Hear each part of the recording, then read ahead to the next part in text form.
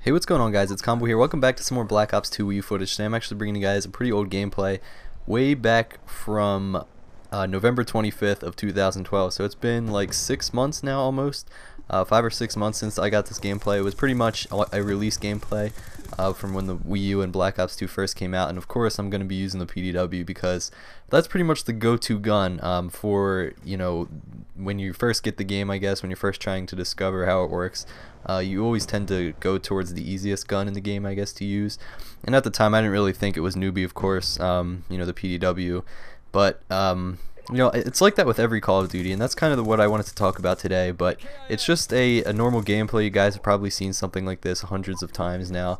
It's a silenced PDW with a laser sight. I think I end up going 25-3, but I just wanted to talk about like Call of Duty and quote-unquote newbie weapons in Call of Duty and overpowered weapons, and if it's possible to kind of make a Call of Duty without any of those weapons. Now, what I kind of first wanted to talk about is, if you look at Modern Warfare 2, in my opinion, they had some really strong weapons. I mean, like, every single weapon in that game was like could be considered overpowered, except for maybe some of the like machine pistols or whatever, or maybe even a few assault rifles. But for the most part, I think that most of the guns in that game were really strong, really powerful weapons, and you could do really well with them.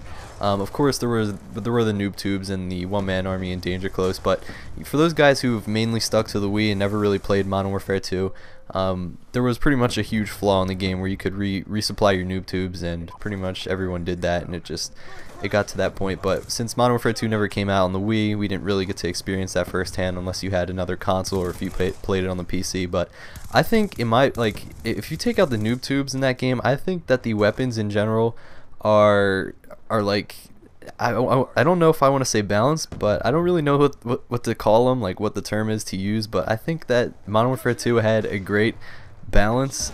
Like I said, I don't really want to say balance, but it did. I guess I'm just going to use that word for now. But it had a great balance to the weapons, and I think that because so many weapons were like so powerful, like all the shotguns were really good, pretty much one-hit kills all the time, and you know, the snipers were good with quick scoping and everything. Like, so many weapons were overpowered that it kind of balanced each other out. You know, there wasn't that one go-to gun. But then if you hop over to Black Ops, just Black Ops 1, the regular one, you had really powerful, strong guns that stuck out, namely the FAMAS, the AUG, and the AK-74U were probably the most popular guns on there. And Call of Duty 4 as well, I think, goes in the same category as Modern Warfare 2. There were a lot of really strong weapons, but you could pretty much do well with any gun. You know, there were a few guns that were a bit iffy, like the shotguns weren't that good.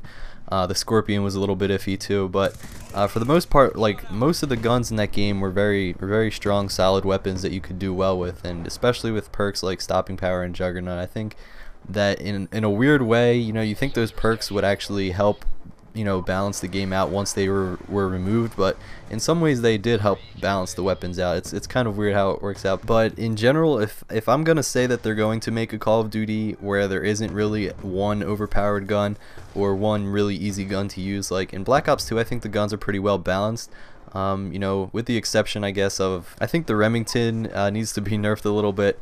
The submachine guns have been nerfed enough, in my opinion. I think that they're still, I guess, the easiest to use, but that's just how the game is. They still, I mean, they're tough to use at a longer range to a medium range now that they've been nerfed so many times. But I think Black Ops 2 has a good weapon balance. But I think if they're going to have one Call of Duty game where there, you know, isn't that one overpowered gun or that one go-to gun, and everyone just kind of uses different guns around the categories, I think that the guns would all have to be overpowered. They would all have to be strong, and they would all have to have their own, like, you know, strong points, I guess. I think that Modern Warfare 2 was the closest, and a lot of you might disagree with that, but that's pretty much the gameplay, guys. Let me know what your thoughts are in the comments below, and I'll see you guys later. Thanks for watching.